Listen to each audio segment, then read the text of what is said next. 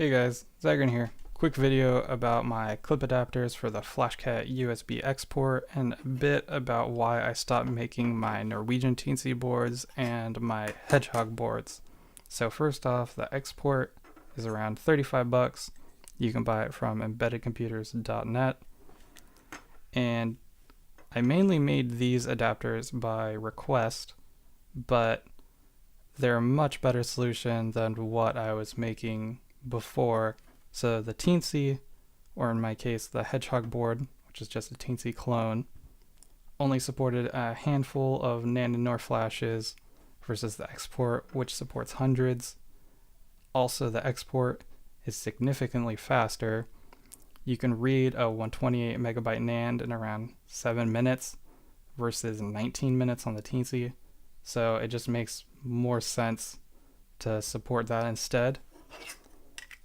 So about the clips themselves, I have 7 different clip adapters, 3 of which are just for TSUP48 NAND flashes.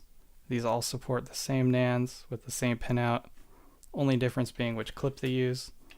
So this one uses the TSUP48 Uni clip, this one the 360 clip, this one the E3 clip, and for the NORs, you have these TSUP56 Type A adapters, which support the same NOR flashes with the same pinout. One just uses the TSUP56 Uni clip, the other one the E3 clip. Then you have the Type B TSUP56 NOR clip adapter, which uses the Uni clip. This supports different NOR flashes entirely with a different pinout. Then finally this one, which supports TSUP48 NOR flashes. So it uses the TSUP48 Uni clip instead. And you can switch between 29 series and 28 series flashes, which you just shuffle these jumper pins over one to switch between them. So they're 28 series. And these are pretty easy to use. Just clip it in. You're good to go.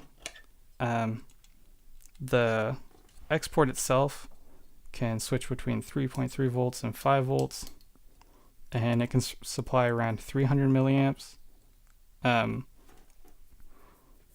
However, in circuit, when you're reading and writing these flashes, oftentimes you're going to be powering external components surrounding that flash as well, so 300 milliamps might not be enough.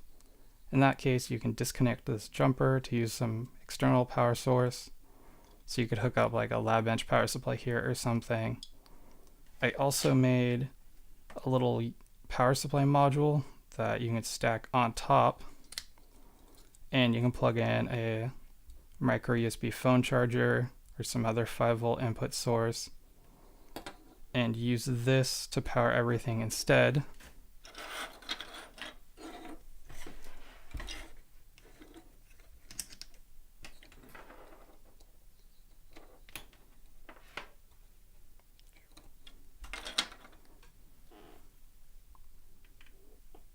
So the power supply can also be used on its own, obviously, but you can switch between using the voltage regulator or just bypassing it to output the 5-volt from the USB directly.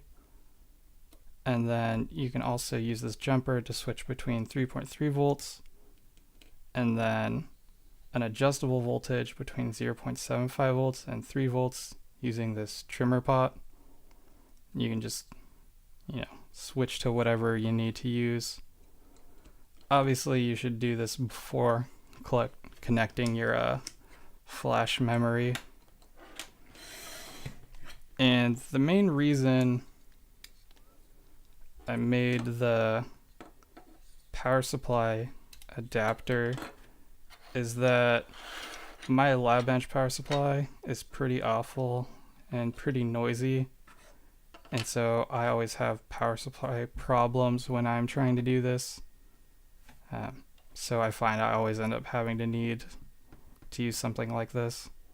So I figured I'd make a super simple solution. I think that's pretty much it. Oh, I did add a capacitor footprint on all of these in case you find that you need the extra capacitance for your particular setup. I think that pretty much covers it. So again, you can get the export at embeddedcomputers.net. All my adapters are for sale at zygrin.github.io, and there are pinouts for each type of flash that these support on my website as well. So you can look at the data sheet for whatever flash you're looking at, make sure that it works with the appropriate adapter. And now I guess I'll do a quick bit on actually using the export. Alright, now I'm going to go over using the export and my adapters. So first off, you're going to need to download the FlashCat USB software off their website. I'll have a link in the description, and you'll plug in your export to USB port, and Windows is not going to recognize it. So you'll have to have Device Manager open, and it'll show up as an unknown device under Other Devices. You'll right click on it, Update Driver, browse my computer for driver, and then you'll go to the folder that you downloaded and click on the driver folder, hit OK, include subfolders, and that'll install the drivers for the FlashCat USB. And now what you want to do is unplug this, switch the bottom switch into firmware mode, FW, then plug it back in. You're going to launch the FlashCat USB exe, and then hit the reset button. They'll bring up the board firmware, and then you'll load the latest firmware in. In this case, we're doing the export. So open and program.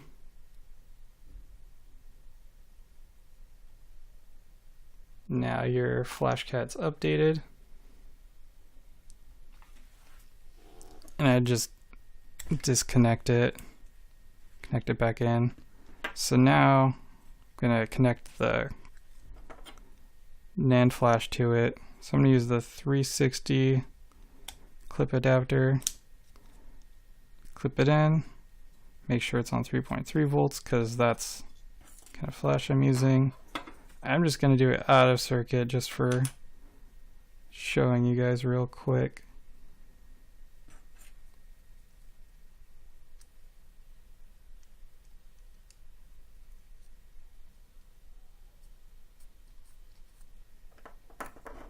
And I just use little clamps to hold it down. I'm doing it like this.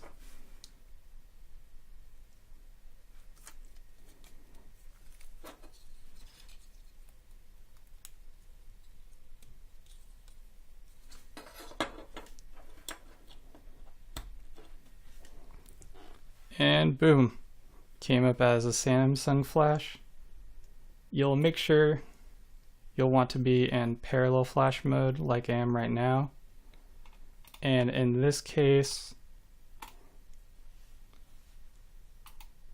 under protocol settings under NAND, I'm using combined instead of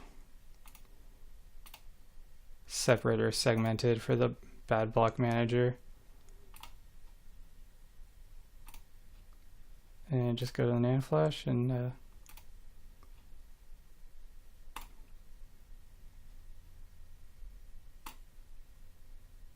now it's dumping it. Pretty simple, pretty straightforward. Obviously you'd let this all carry out and it'd give you a bin file that you could use. So then obviously you can write back to it, you can erase the flash, you can compare the contents of it with the existing file that you have. But yeah, that's pretty much the basics of using the export with one of my adapters. So yeah, go ahead and check out my website, which is zygrin.github.io, for all the information about my clip adapters, and embeddedcomputers.net for anything about the FlashCat USB export.